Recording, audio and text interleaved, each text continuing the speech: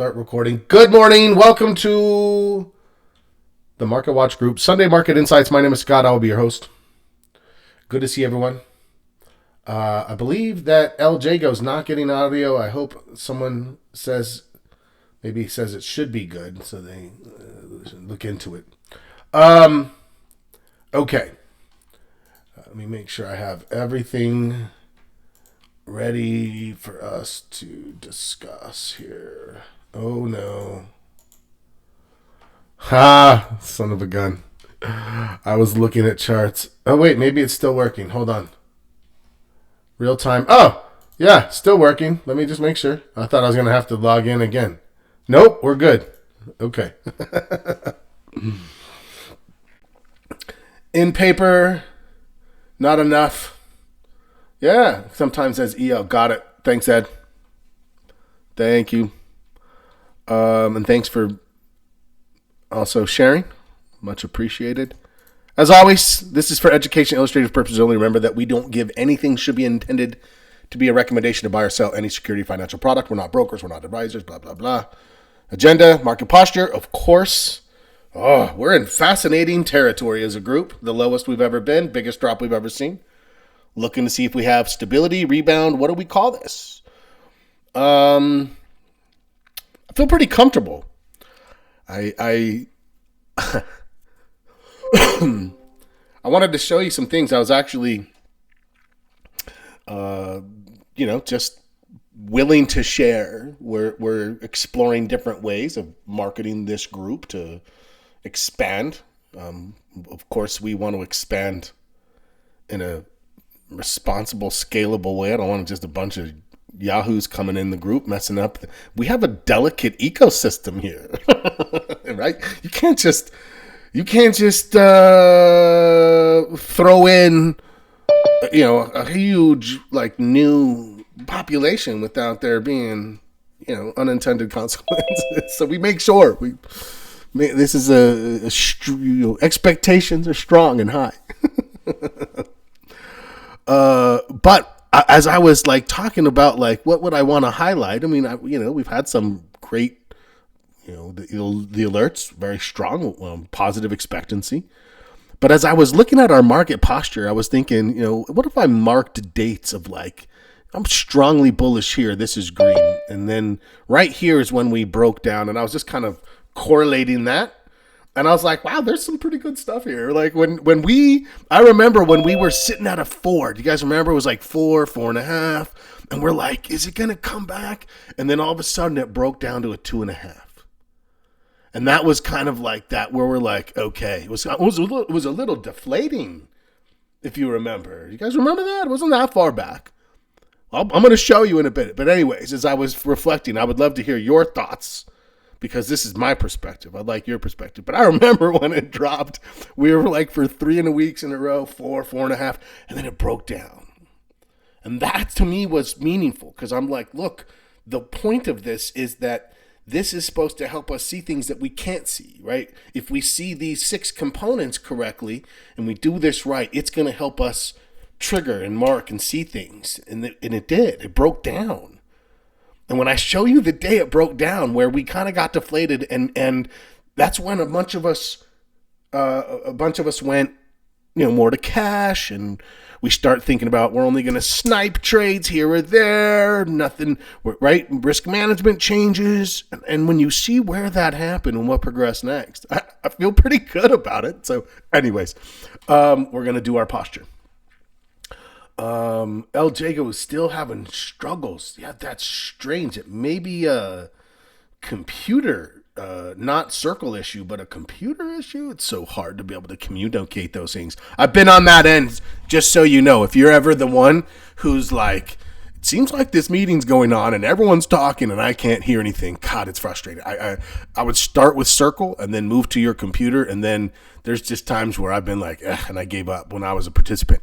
And anyways, you're kind of it's on my end, clearly. So, what else? Sector searching, we're going to hold off on. I'm not really sure that we'll identify something that we think is there yet. Maybe we start to see something, but I still feel like we're in that really elevated VIX. We're close. we could be this week. That's something we've said, is it could have a lower high VIX, which could be a bounce. And if that's what we see, I think we definitely want to have a few things. So maybe there are sectors that we say, hey, you know what? Tech is going to have to lead us, and let's grab a couple of those. Obviously, PLTR, NVIDIA were on my list, Apple on my list, maybe financials. Sometimes, right, or maybe financials as another one. That couple of those where not a lot, but one or what something. That's my thought. Give me, if you're thinking the same. Watch list maintenance.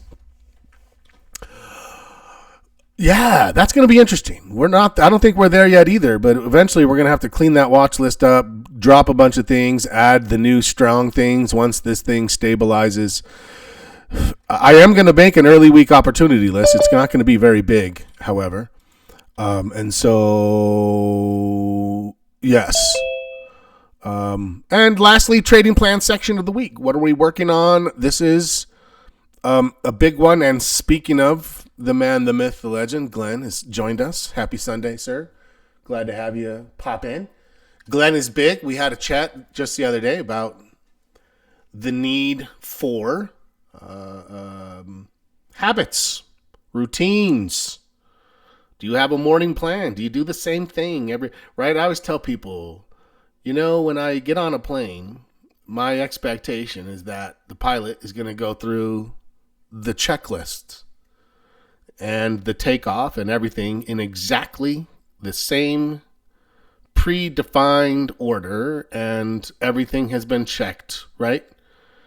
Right? He's not going to sit down and be like, you know what, everybody? Today we're going to start on the left side instead of the right, just for fun, right? Like, I don't know if that's how it, right? We're going to go by, we're going to wing it today. No, you're going to step one, step two. We checked this. Everything's been checked. And now, because that's the proven system. It's the same thing with trading, right? What do we do in the morning?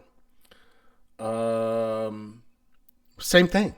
What do we do on Sundays? We posture the market. When we're done here, you probably, like me, go continue with some of your routines. You make sure your trade log is updated. You make sure that your watch list is ready to go for Monday. Is there something you're not going to just be like, you know what? I'm going to wake up Monday morning and see if there's a surprise trade just waiting for me. What? No, I'm going to have looked at my entire watch list. If there's a trade Monday morning, I know exactly what stock is likely to give it to me, of course. Right? Okay. So that's our weekly section this week is routines. Define them. Set it up. What time? How long? What routines? In what order? 1, 2, 3, 4. So if you have a pre-market routine, you're going to be like, oh, okay. For me, we meet at 7:15 a.m. my time. So my pre-market's from 6:45 to 7 a.m. Gives me a little bit of time in between to get my coffee, let the dog out, whatever. Right? 15 minutes. What do I do in that 15 minutes? I look at the futures, what's going on. I look at the news, what's been announced, what's about to be announced. I look at the economic calendar. Is anything else coming out? I look at all the positions I'm in. Where are they relative to? I can see the pre-market. Am I in trouble? Am I in a good place? Is there anything that I need to adjust? I look at my predefined setup list. Is there anything that looks like it might be ready to trigger? So I'm going to be ready for it. That's it. There's nothing new. Boom. What do I do the next day? Same thing. And the next day? Same thing. And the next day. That's where nope, same thing. Okay, so let's get going.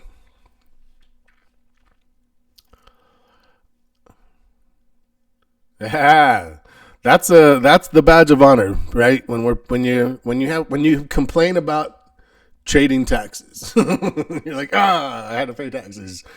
Okay, that's a profitable trader. Let's get to it, you guys. Let's get to it.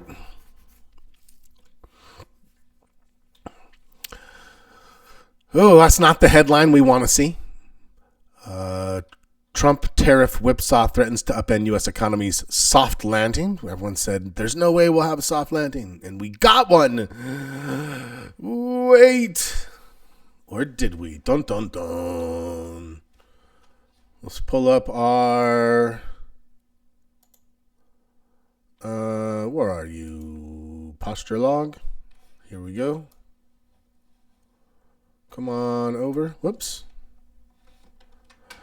I've got like the weirdest mouse. I don't know if I need new batteries or new mouse, but it drives me insane sometimes. Whoops. Yeah. Oh, I'm missing. What? I'm missing a week. What happened? No. I was like, wait, no, I'm not. Like, what day is today? Don't worry, you guys. I'll get it together. I'll get it together. Here it is. Last week, our drop. Our drop from March 30th to April 6th. And it was a almost 3-point drop. And it took us to our lowest point, which is indicative of, let's get to the right chart, 6 months, SPY. Yeah, that makes sense, right? We were here. 1, 2, 3, 4, 5. We were here. It actually tested even lower on Monday of this last week. Then got back up, then finished about the same place. Then it closed. That was its lowest close. Still testing. That was our FOMO day trade. And then we're kind of in here. And we're just sort of, like, okay, where are we? Well, we're definitely, we never made it back up to that point. That's one thing. But we're just going to posture through it. Yeah, it makes sense that our posture had that drop. It's representative of this nastiness here. And now we're thinking, how do we start to stabilize and possibly recover? Or do we expect it to even get a little bit worse? Let's start on the long term. And this is where, here's the deal. This is subjective, meaning what? Well, we analyze it, right? We analyze it. I try to be as objective as possible and as consistent as possible. If you ever are unclear, remember that the videos exist for each one of these components. That kind of is like, look, this is what we're doing here. We're assessing the trend. We don't care if it's at the top or the bottom. We don't care where the stochastics is or the volume. We don't care what kind of candle. All we care about is the trend. That's why on the SPY we have, to put it frankly, a shit ton of trend lines all over the place. But I want you to notice that, I've said this before. Look at this purple line. This purple line existed way back when we first recovered here out of this bear. That line existed when we first recovered out of the bear market of 2022. And all of a sudden, where are we? Just hovering right around that old trend line, just coming into focus again. I love having that stuff. Love when that happens. Just it's nice to have those orientations that you wouldn't see otherwise. So yes, I tell people all the time, this is my ugliest chart because this is the SPY. Nothing else will ever look like this. Okay, let's keep going. So what's the score then, Scott? That's the question. Well, last week we dropped it 0.5 point, if you remember. One of the few times it's ever dropped 0.5 point.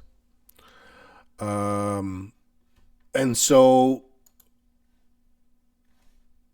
with that having happened here, and this week we tested lower, but finished more than halfway back up that.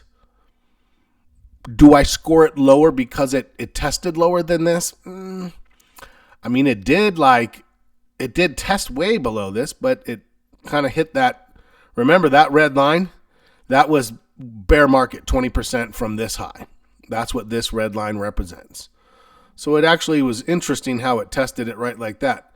But at the end of the day, again, you'll see me do this sometimes. Let me switch this to a line chart where we sort of take some of the noise out. You don't actually see, with the line chart, you only see the close. Right? You only see the close on the line chart. which smooths some of the noise out. And you can see where we were. We kind of bounced and we're actually back up now. So do I score that more negatively, more positively, or not at all? Not at all. I'm not going to be like, oh, we tested a little lower, so let's lower it again. But I don't see anything that's like, wow, look how strong that was. It was, going back to this, a big white candle. But the other thing that the line chart does is it sort of is like, that's actually not that strong when you look at it on the line chart. We barely finished, right? So it turned up, but not that much. So for me, nothing changes. Whoops, that's the wrong chart. For me, nothing changes. Still a 0.25. We're trying to see where this thing is going to finish. And yeah, to be honest with you, like if it were to like come back down like this and stabilize and start to turn, I'd be like, yeah, until I see it take this out. Then when it took that out, then I'd start to give points back and start to, oops, Sandy, remember trend strength only. We don't care about stochastics when we score the trend. We only care about the trend. It's a hard one sometimes. I find myself, even 20 years in, I'm still like, no, don't look at the candle, Scott. That's why I wanted to show you that perspective, because for me, that candle makes me think, ooh, that's a big candle. But when I switch it to this,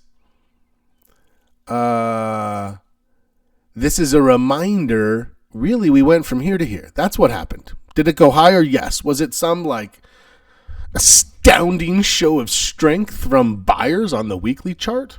No. If it was, we would score it, but it wasn't, so we're not. Yeah, that's it. Good discussion today. I love that. So I stayed the same. Let me know if you changed yours. I'm at a 0.25 overall. So really seeing like looking at neutral with the momentum having been severely down. Obviously, if you look at our, this was pretty good. Still a 1 even at in March, and then it dropped, and then it held that 0.75, and then it just was like, nope. It couldn't hold on to it. Now, does it stabilize at neutral, or does it turn into a negative? If our long-term trend score goes negative, certainly that's increasingly indicative of in a bear market, right? So anyway, okay, what's next?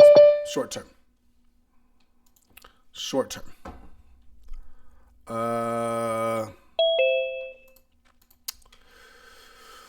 Okay. Let's get oriented. We were negative. Now remember, I am not trying to just draw it and be like, because if I just drew some lines right now, it would be like, oh my gosh, that's a -2. Yeah, but that's reactive, and it's not recognizing and adjusting to the fact that our market always overreacts. We're not going to let that unduly influence us. That's one of the points of this, is to build it in a way that it sort of stops that, where you're like, oh, it's so bad. And then we recover. Let's see if that's what's happening, right? And so our score is a -0.5. It could go as low as -3, but it's not there yet, right? So over the last 5 days, 1, 2, 3, 4, 5. This is what we saw. It tested lower, smashed all the way back up to here, and is now settling sort of. I had this as my no man's land. So let me show you how I had my lines there, right? You're not going to get a trend score out of this. That's why we have to do more support and resistance, but I'm still not going to go anywhere below candlesticks, meaning I'm not going to look at volume. I'm not going to look at stochastics. I'm not anything else. I'm only going to do price action. That's my rule. You might have a different rule. If I can't score the trend, I score price action. That's why I'll be like, oh, it broke a high. I give it 1/4 point. It broke a low. That's price action. So this is the price action I'm most paying attention to. And it orients around these old support levels here and this kind of floating candle here. And I want you to notice we tested all the way back up, but we couldn't get above that level. So that line there is still at play. And then the very next day we gapped back down, and we're still on the underside. So even though we had this venture in, I still think that both of these levels are now still holding. It's got to break through that. If it can't break through that come Monday or so and it starts to fall back down, that's one thing. Or if it can break through it and get to this, then it's a different story that we're possibly thinking about versus if it can get straight through there, right? So it's like, what are we thinking might happen? Versus if we have it at or near the bottom of this, and we even know that something like this could happen, right? What do we say? 4? We got 1, 2, 3, 4, possibly 4 or 5. A lot of things that could happen. Volatility is pretty high still. I know I'm sort of like waxing a little bit, but not scoring. I'm just sort of setting up. So now let me go back. I realized that in my mind. I'm like, wait, Scott, score it first. Did we break any? We didn't break anything yet. I'm going to keep mine at a minus 0.5. That one day was pretty big. I don't know. Do you give it a quarter of a point for the buyers showing up? I'm going to do that. Because the buyers had this day, just for them making an appearance, price action, how do I know they appeared? Because they smashed that candle on there, right? That candle shows buyers. I'm going to give them a quarter of a point for that. Does that feel reasonable to the group? This was a hard one to score. I agree. If it's ever too hard, what do? Leave it alone. Make a note to yourself, leave it alone. And be like, I couldn't score it. That means it's too ambiguous for you to either score for or against, so you just leave it. Ultimately, I found this price action that was worthy, so let's give it that quarter of a point. So we're now minus 0.25. Okay. Questions, comments, concerns, let me know. If you're new, please ask the question, because if you're thinking it, someone else probably is as well. Now, major market. And remember that all of the, so far we've been on, no, not major market, volume. Bob Rowland always keeping me honest. I didn't even know you were here until you just kept me honest. Good morning to you as well, sir. Let's talk about volume. If Bob Rowland wants to, so do I. I hear my tummy rumbling, you guys. I'm hungry. Nope, that's not the one. 1 month daily. What do we end up with here? Average is 104 million. We got to 97 million. That is not above average. It does not achieve. Now, what else are we going to do here? We've got one. So all that big pocket of volume that kept our volume score down for so long, that's gone. And now we have this tie, so we don't really care about that. I'm actually not even going to reference it. I know you're like, because I give it like it's record. I'm only going to care about this, which we're going to have for the next 2 weeks, basically, right? This is what we're going to carry forward with us. That's why I'm going to ignore everything else. So now what do we have? We have sell, sell, sell, sell. 4 sell days. Buy, buy, buy. 3 buy days. 1 tie. 4, 3, and 1.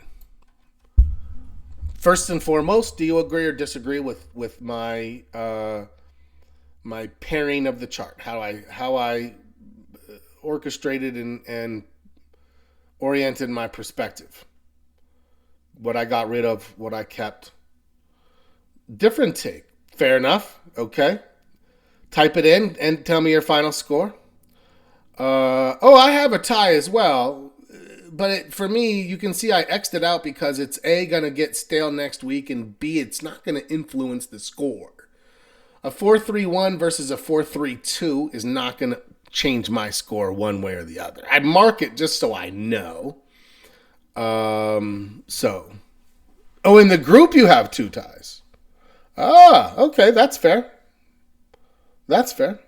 Okay. Um, 431. What do I think that is? That's a 0, actually, for me. It's not a tie. Tie goes to the buyers. That's a 0. So this is interesting because we organically shed a negative 4.7 and 4.8. Yeah, I'll take a look. 4.7. Ooh, I have 4.7 as a tie. Yes. 4.8. Okay, so let me explain why not for me. Remember that my marker is around 0.5%, give or take, right? This was around 505, and it finished at 495. That's 2%. It doesn't look it because these candles are so big. Oh, big. I mean, we're dropping enormous amounts. But if this was like back here and it was a 2% day, you'd be like, "Woo, 2%! Oh my gosh!" You're a little bit acclimated to big nasty days. But remember, I'm trying to be as objective as I can, and that 0.5% for me is it. That was a 2% in favor of the sellers. That's a seller day. 1.7, and you're giving 1.7 a tie? Okay. Just make sure you're aware if your bias is showing towards the buyers. Yeah. In a different market, if it was down 1.7%, would you be like, yeah, that's a sell day for sure? All right. So I am 431, which is a 0. So here's what's interesting. You bias towards the bias. Fair enough. And I'm just following the score, but my volume score is minus 0.25. I already did that. Did I? I must have marked it already.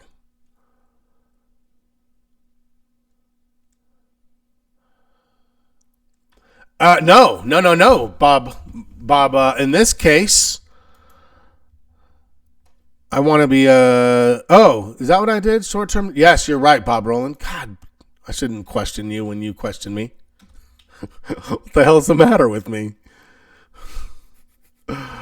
Oh, goodness. Okay. Are we right? Bob, let me know. Am I good? Okay. Major market. Thumbs up from Bob Roland. We move on. All right.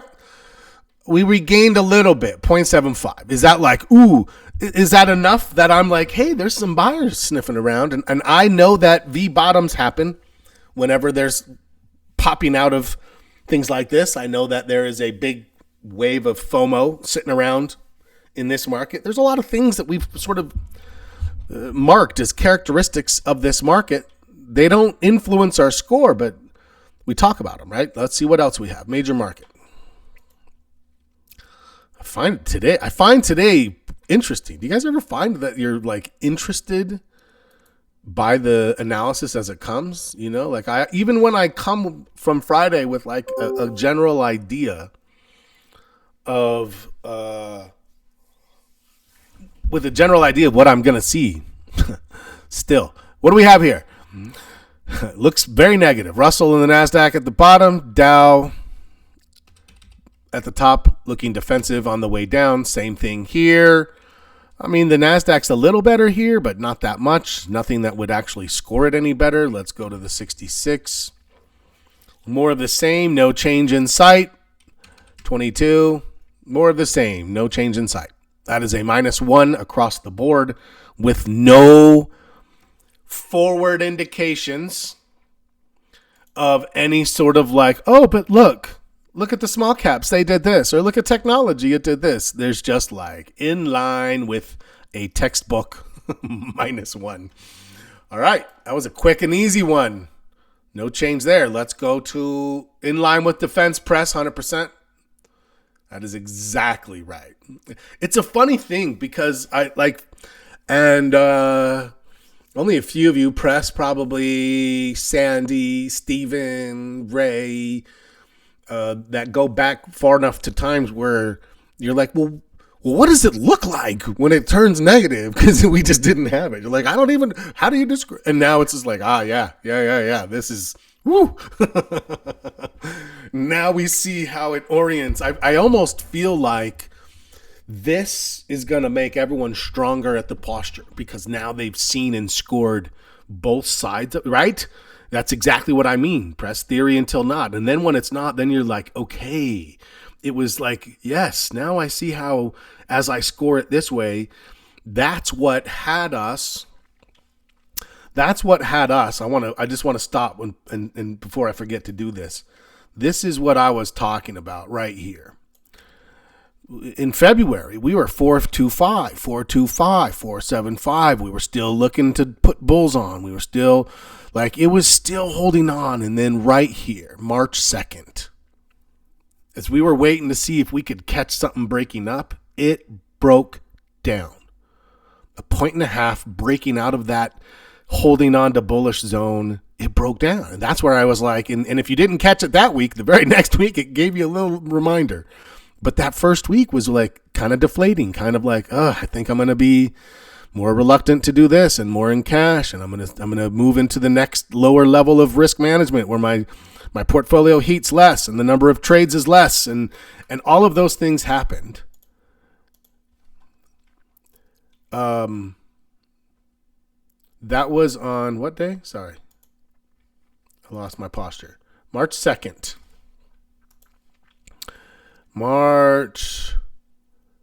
Right here. March 2nd. On this, where was it? There. Yeah. We actually had that buy day on Friday, right? Right on that day when that buying day came, our market posture, it broke down. And then look what happened next. Bam, it gets worse. Like at that point, I'm saying, yeah, I'm more in cash. I'm less inclined to take bull trades, and boom, what does it do? It drops. And then when it got to this area, right, by the time it got down here around March 17th, 18th, and this 9th, right? So middle of March, we were already down to 0.25. We're like, this thing is barely holding on. Right? There's no way we're looking to aggressively trade anything here. Did we put on a trade or two? I think I put one on and then stopped out quickly. Bam, bam. In, out. Why? Because we were already at a zero at that point. Does a zero allow us to still try to put bull trades on? Yes, and we absolutely said we're going to. We're like, hey, I'm going to try. I'm still going to see if this happens here. But I'm going to be real tight with my stops. I'm going to take profits early. Now, as you look back at how we can orient our posture, which shifted early and quick and adapted well. And see, by the time we hit that nastiness, no one's like, oh, I'm getting killed. We're all like, yeah, it kind of is crazy. We picked up a little piece with some puts. We picked up a piece with a beautiful defensive gold trade. A la Glenn. I mean, as a group, I kind of feel like we crushed this by watching it, catching a couple of trades. Show me someone who did better. I don't know, man, honestly. So, bravo, Market Watch Group. Brava. Okay, let's stop patting ourselves on the back. It just felt nice to kind of be oriented well for what was going on. I mean, certainly frustrations still there. But I'll tell you what, you could be much more frustrated. I promise you that. Let's score the rest of this thing, and then we'll pop through our watch list. Not high expectations, but I have some. What do we have here? Financials still hanging around, but utilities are with them. Communication services, discretionary, kind of hanging around, but staples are there. So you kind of have this mixed bag of remnants of growth, but defensive popping into the area. Who's at the bottom? Who's the worst of all? Technology. Who else is down there with them? Materials, and I believe that's industrials. Is that industrials? Energy? Maybe industrials is here. One thing I would say, trust the process is what this should be telling you, right? Trust the process. If you haven't started to feel that yet, hopefully that helps. Let's keep going down. Remember, this one is coming from a little better place. I believe we're at 0.25.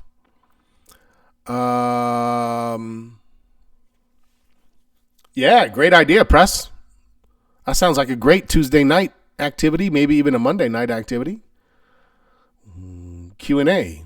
What stocks weathered the storm? Boom, let's do some scanning. Minus 0.25. We're oriented slightly bearishly.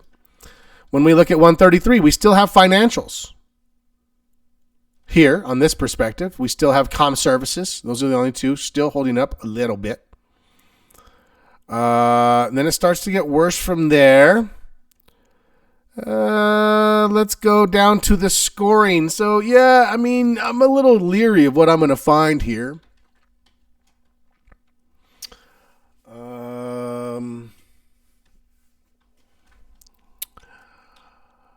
Staples, that's defensive. Utilities, that's defensive. Healthcare, that's defensive. Like the top three on the scoring. So it was kind of ambiguous. And now as we move into clarity, as we hit our scoring stride, then down here at the bottom, what do I have? Let me just make sure I'm all the way over. I am. Technology and discretionary. Energy's down there as well. So we have a few like of our, industrials, financials, comm services are kind of hanging out mid, but we've got 3 defensives on top and our 2 growth at the very bottom. I'm going a quarter point down. I'm going to go to a minus 0.5 now on my market posture score for sector rotation. A little worse for me as we zoom into that 66-day perspective. And now the VIX. So we got a little bit of points from the volume and from the short-term trend. Oh, wait a second. Did I give the short-term trend a score? I think I meant to give that a quarter of a point on the short term. Oh, wait, hold on. I'm completely disheveled. There we go. I did do that already. God, you guys, what is wrong with me today? Bob was on it. Bob Rowland was like, "Come on, dude. This is like my 4th time. You're running out of helplines today."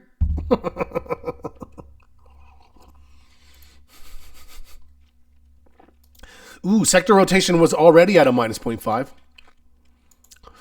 I thought it was at a minus 0.25. I think minus 0.5 is actually fine. That feels comfortable. It didn't get worse for me than that. I'm going to keep that there. Yes. Let's go to the VIX. Let me know your thoughts on that minus 0.5 score. I thought I was on a minus 0.25 when I was lowering it to a minus 0.5. But if it's at a minus 0.5, I feel pretty comfortable with that. Did I finish? Did I go to the 22? Let me make sure. I do not want press.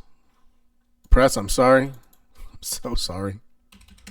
You know I'm off my game a little today, you guys. Staples bearish or not bearish, defensive. Sorry. Who else is up here? Utilities. Financials are kind of lurking. And technology. So they've moved off the bottom. That's why those are the 2 that if I'm going to think, all right, if I'm thinking of something bullish, I'm not thinking, oh, well, the 2 top ones they're top because they're defensive. If I'm thinking something bullish, I'm thinking a rebound wave driven by FOMO. That's going to happen in something like, in my opinion, and certainly open to interpretation, technology or financials. Those are the two I'm going to be in my watch list looking for. Of course, NVIDIA and PLTR are strong candidates. I don't know what this lady's selling. But, yeah. Okay, and BAC, or not BAC, financials, which includes BAC. Goldman, maybe. There was a couple that we liked, maybe the financial or the credit, MasterCard, Visa. Anyway, I'm getting ahead of myself. Okay. So let's finish with the VIX. What happened over the last 1, 2, 3, 4, 5? We tested all the way up to 60. And we came back down and we've held, but yeah, that's definitely worse. That's definitely worse.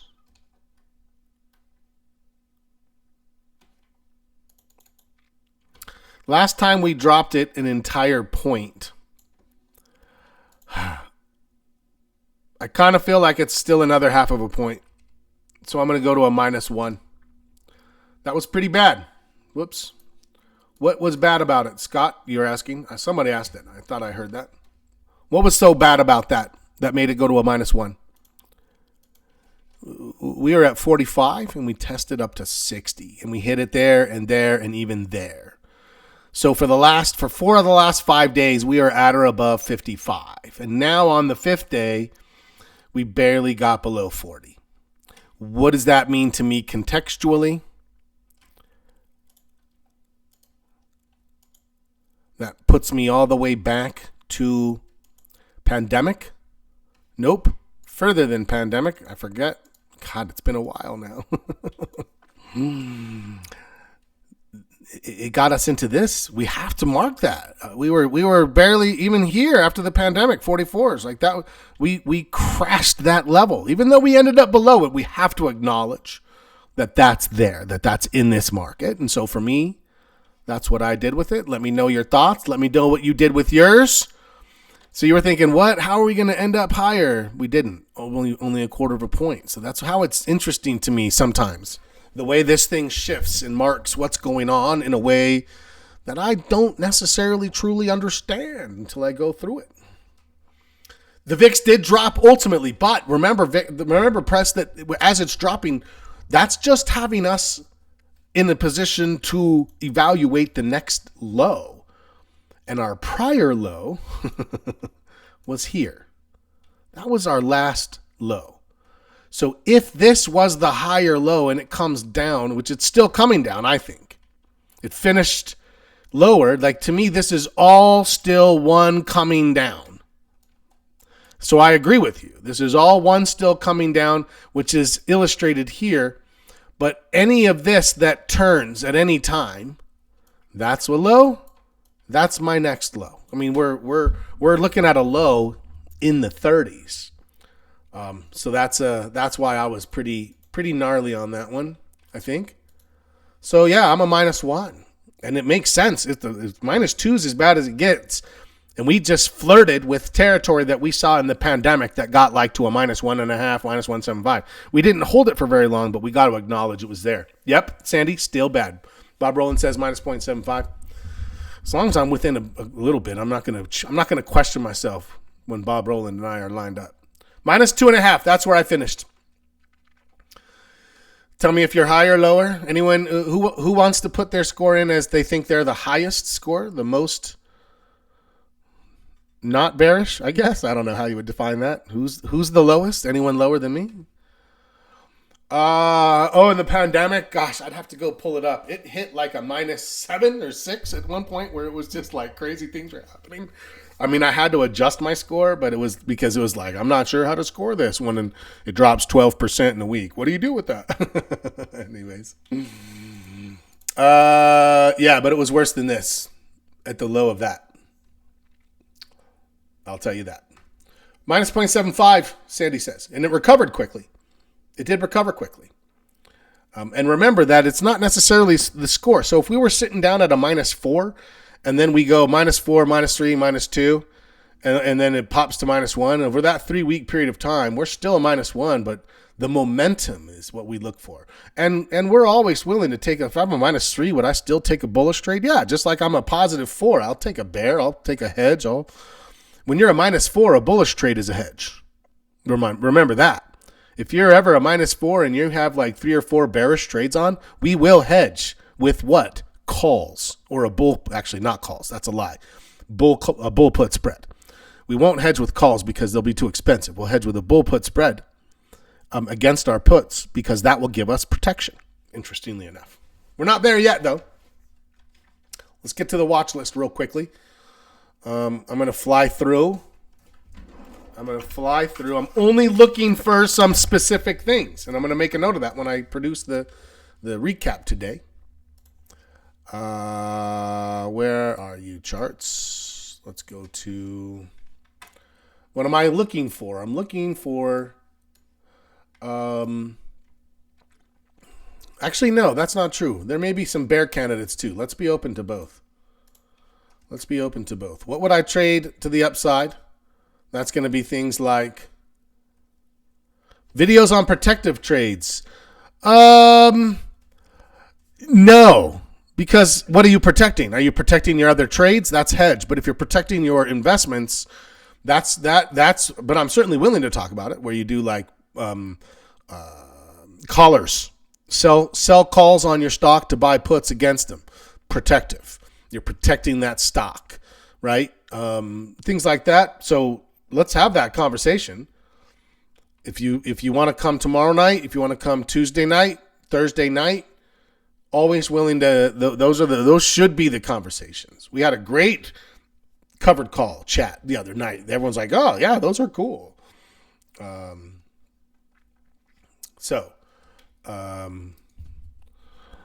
Apple on a higher low. I'm not thinking about them now. I got to see the recovery, but these are ones that we're kind of like. This one is a no. AbbVie, if it bull flagged, I'd start thinking about possibly. I'm going to say that's still on my bear side. So is it like a big recovery looking for a small pullback for a potential call, or is it a lower low followed by a small recovery looking for a potential put? Apple was candidate A. Recovery, higher low, possibly bouncing. AbbVie candidate B. Lower low, if it recovers and can't get back up past this, we think maybe it's going to head even lower still. If it goes into one or the other or none at all. That's none at all. We're not going to force everything into one or the other. I'm going to say no to Amazon as well. Retail's not there for me. I'm going to put BABA on the bear side. I'm going to put BAC nothing. BX nothing. Caterpillar nothing. Actually,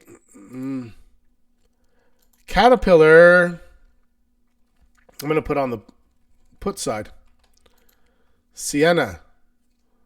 No. CLS. I'd like to see it.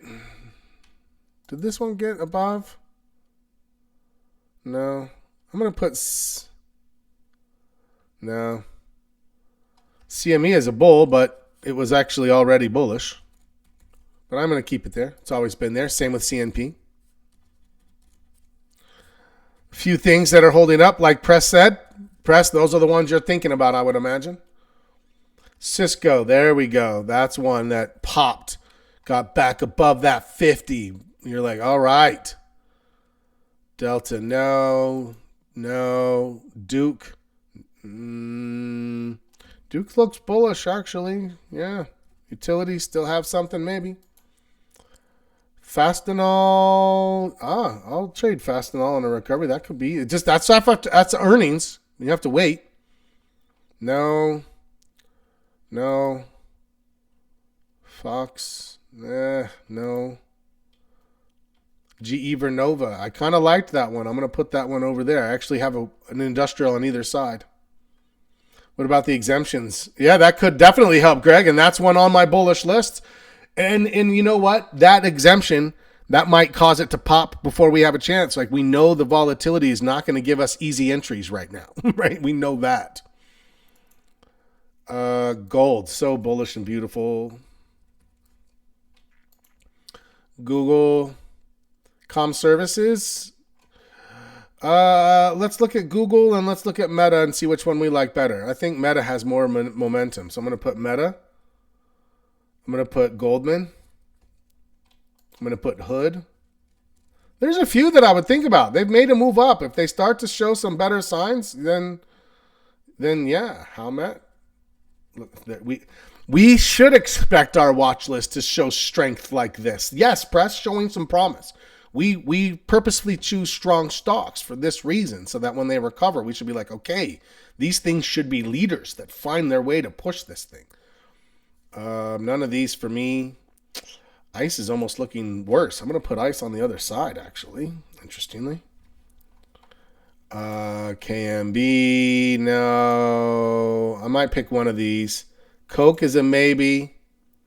Oh, I like Kroger still. Let's put KR.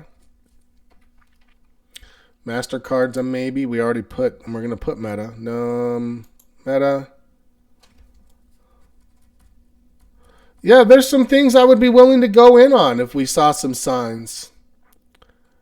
I like Goldman better, but I would say MS is maybe okay to look at. Microsoft, that's a leader that we're looking for. Look at that. Big push up. That would be useful. Netflix, nah. NI, not yet. Nvidia, yes. Look at that strength there. PLTR, same thing. Both of those are old favorites of ours. Old favorites, show them back up. I got to delineate these two lists. It's getting too big. PM, yeah. Okay. I got to tell you, where we didn't find any hope in our posture, I think there's actually a little bit of hope in the strength of some of these here. It's not a big bearish list. I'm going to put Reddit on the bearish list. That still looks like it has some room to the downside.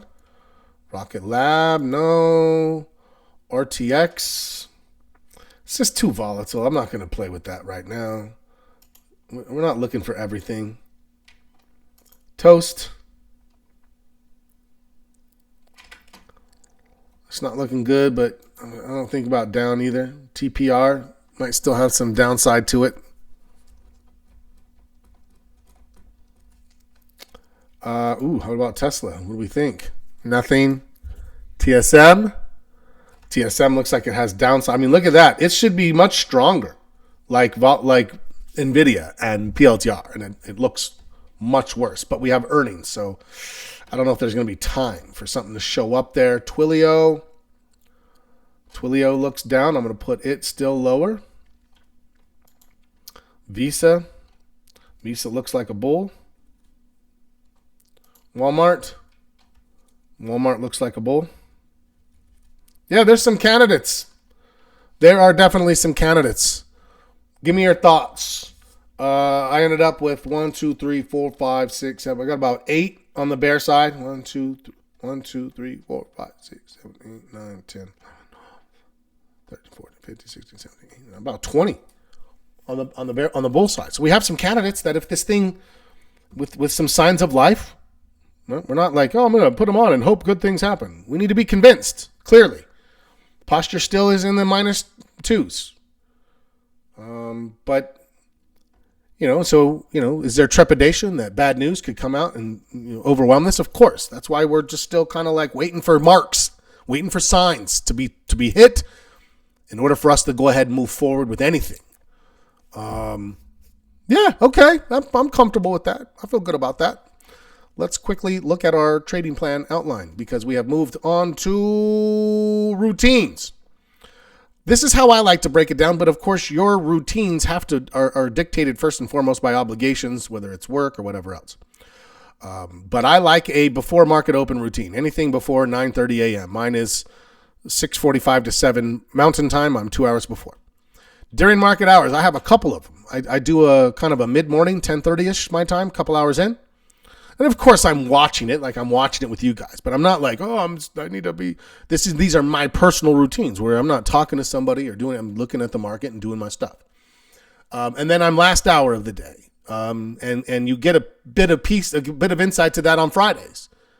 And if you're like, Scott, what are you doing? And be like, yeah, I'm on the other computer, placing the managing trade, of course. We're all kind of working session in that last hour of Fridays, but I want to have them defined. Then I have aftermarket close. That for me. I'm not like at 4:05 p.m. I take it off.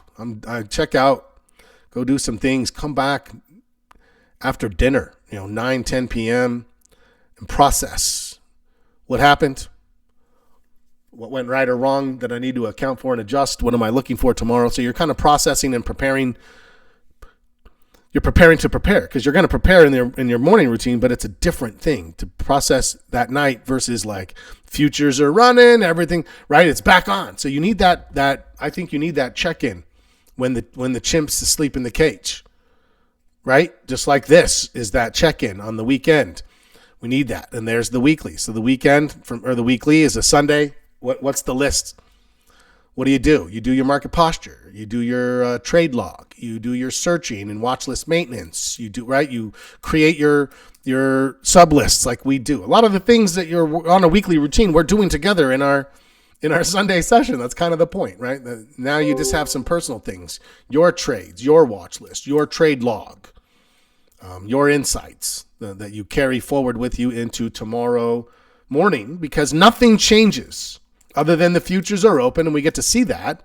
The market hasn't changed. We know that it's shifting with kinetic energy. It could be down 3% on Sunday and then open flat on Monday morning. So we know that it shifts, but I probably imagine a lot of you look at it a little bit here or there as you move.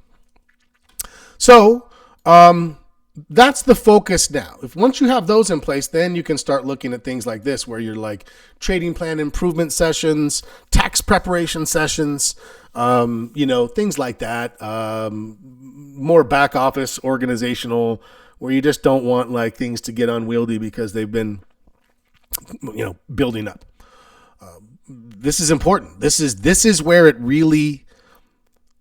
I tell people, if you treat trading like a hobby, it will pay you like a hobby. All my hobbies cost money. If you want trading to treat you like a business, treat it like a business. To pay you like a business, treat it like a business. Does that mean 80 hours a week? No, it means you have a plan, you have records, you have analytics that help you to make decisions, data-driven decisions. Trades are looked at not emotionally, but from constructs you build around reward and risk and the favorability you have to have. Right? That's how it should feel. If it feels like you're just like I'm slapping trades on, that's not right. Do you ever put in orders to adjust or exit a trade based on off hours futures? Yes, 100% I do, Bob Rowland. We're going to end with that question because it's such a good question. When do I do that? I do that when futures look like they're going to stop me out on the open. If I'm going to get stopped out on the open and I'm going to get the worst possible price, I will pull my stop off. And everyone's like, you never pull your stops off. The hell you don't. You don't. I do. Why? Because even if the market's lower 20 minutes later, I'll get a better price working out of it manually. I know this.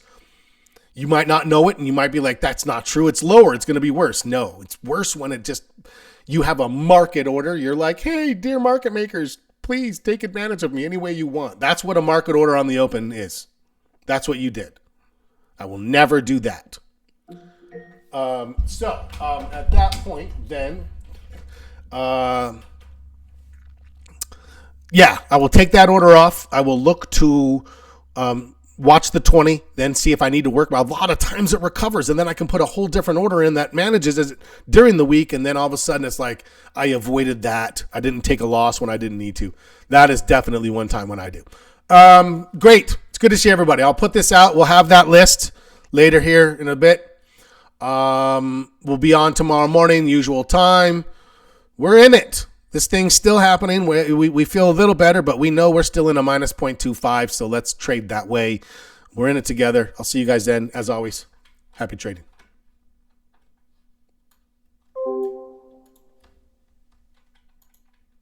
Recording